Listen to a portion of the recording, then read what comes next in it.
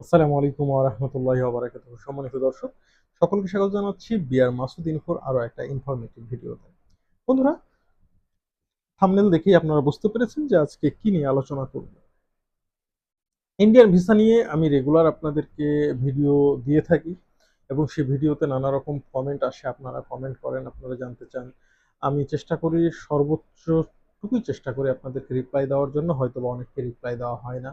তো তাদের জন্য সরি, আমি আসলে দুঃখিত। হয়তোবা দেখা যাচ্ছে যে একদিন যদি আমি কমেন্টগুলো চেক না করি তাহলে দেখা যাচ্ছে সে কমেন্টগুলো হয়তো 20টা 25টা কমেন্টের পিছনে পড়ে যায়, তখন হয়তো সেই পিছনে থাকা কমেন্টগুলোকে আর রিপ্লাই করার সুযোগ হয় না।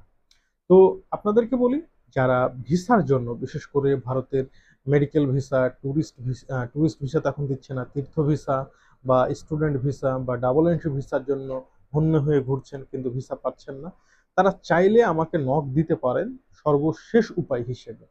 এবং আমাকে নক দেওয়ার জন্য আমার একটা ফেসবুক পেজ আছে, সেটা হচ্ছে বিআর মাসুদ ভ্লগ। সেই বিআর মাসুদ ভ্লগ পেজে গেলেই আপনারা আমার প্রত্যেকটা ভিডিওতে কিন্তু হোয়াটসঅ্যাপের বাটন পাবেন। সেখানে হোয়াটসঅ্যাপে আমাকে নক দিলে আমি চেষ্টা করব আপনারা যাতে ভিসা পান সেই বিষয়ে আপনাদেরকে হেল্প করতে। তো এখন আসুন আমরা আলোচনা করি যে ভারতের ভিসার সর্বশেষ আপডেটটা কি। যেহেতু গতকালকে ডক্টর মোহাম্মদ ইউনূস এবং মোদির মধ্যে এক দ্বিপাক্ষিক বৈঠক আলোচনা হয়েছে, যেটা ছিল অনেকটা অনাকাঙ্ক্ষিত। অর্থাৎ আপনারা জানেন যে ভারত এবং বাংলাদেশের মধ্যে সম্পর্কটা খুবই খারাপ যাচ্ছে, সুতরাং এর মধ্যে দুই দেশের সরকার প্রধানের আলোচনা, এটা একটা অনাকাঙ্ক্ষিত বিষয়। তবে আমাদের জন্য অনেকটাই আশার সঞ্চার করেছিল যে হয়তোবা এখান থেকে ভালো কিছু আসবে। এখানে অনেক বিষয়ে আলোচনা হয়েছে, কিন্তু ভিসার ব্যাপারে আসলে কি কোনো আলোচনা হয়েছে? দেখুন, বেশ কিছু ইউটিউবারের ইউটিউব ভিডিও থেকে যেটা দেখেছি, সেটা হচ্ছে ডক্টর ইউনূস এবং মোদির বৈঠক শেষ হওয়া মাত্রই তারা ভিডিও রিলিজ করে দিয়েছে এবং বলছে যে সেখানে ভিসা সংক্রান্ত বিষয় নিয়ে আলোচনা হয়েছে। অল্প সময়ের মধ্যে বাংলাদেশিদেরকে ভিসা দিবে ভারত। এরা কত বড় মিথ্যাবাদী একবার দেখুন, যে একটা বৈঠকের পরে, একটা মোদি আর ডক্টর ইউনূসের 40 মিনিটের একটা বৈঠক হলো, সেই বৈঠকে কি হয়েছে সরাসরি আমরা কিন্তু শুনতে পাইনি। পরবর্তীতে প্রেস সচিব যে ব্রিফিং গুলো করলো, সেখান থেকে ডাটা নিয়ে অ্যানালাইসিস করে তারপরে তো সেই মানে অ্যানালাইটিক্যাল ইনফরমেশন নিয়ে ভিডিওগুলো তৈরি করতে হয়। তো ডক্টর মোহাম্মদ ইউনূসের বৈঠক শেষ হওয়া মাত্রই আপনার ভিডিও রিলিজ হয়ে গেল, তার মানে তো আপনি ভিডিওটা আরো 2 দিন আগে কমপ্লিট করে রেখেছিলেন, কমপক্ষে তো 24 ঘন্টা আগে কমপ্লিট করেছিলেন, তার মানে আপনার তথ্যগুলো ভুয়া।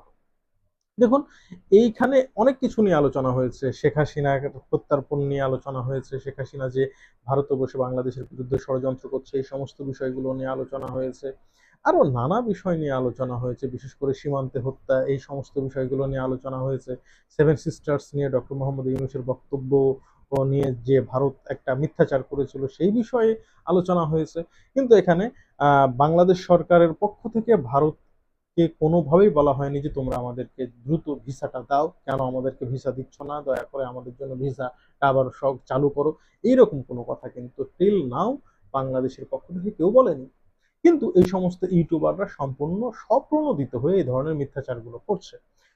তার একটাই কারণ, যে যেহেতু ভারত এবং বাংলাদেশের সরকার পর্যায়ে একটা বৈঠক হয়েছে এবং এই বৈঠকের পরে কিন্তু মানুষজন আশা নিয়ে বসে আছে যে হয়তোবা খুব দ্রুত আমরা ভিসা পাবো, আর ভিসার বিষয়ে হয়তো কোনো ভালো একটা নিউজ আছে, সেই জন্য তারা সার্চ দিচ্ছে এবং সার্চ দেওয়ার পরে এই ধরনের ভিডিওগুলো তারা পাচ্ছে। আর এই ভিডিওগুলো পাওয়ার পরে তারা যখন ভিডিওটা আনন্দের সাথে দেখতে বসছে, অনেকেই মিথ্যা কথা বলছে, আবার অনেকেই নানা রকম সুন্দর করে থাম্বনেল তৈরি করে শেষ পর্যন্ত যেটা করছে সেটা হচ্ছে কি না, ভিসার ব্যাপারে কোনো আলোচনা হয়নি। তবে আমি বেশ কিছু ইউটিউবার দেখলাম যারা বেশ মানে ভারতের ভিসা নিয়ে বেশ মানে কি বলবো, একদম লিডিং পজিশনে ভিডিও তৈরি করে। কম বেশি এরা প্রত্যেকে মিথ্যা তথ্য দিয়ে মানুষকে বিভ্রান্ত করার চেষ্টা করেছে। আসুন, এদের বিভ্রান্তিতে আমরা যেন না ভুলে যাই, ভারত এবং বাংলাদেশের মধ্যে ভিসা নিয়ে কোনো প্রকার আলোচনায় হয়নি। এই বিষয়টাকে হয়তো দুই দেশের কেউই কোনো গুরুত্ব দেয়নি। সকলকে ধন্যবাদ। আসসালামু আলাইকুম ওয়া রাহমাতুল্লাহি ওয়া বারাকাতুহু।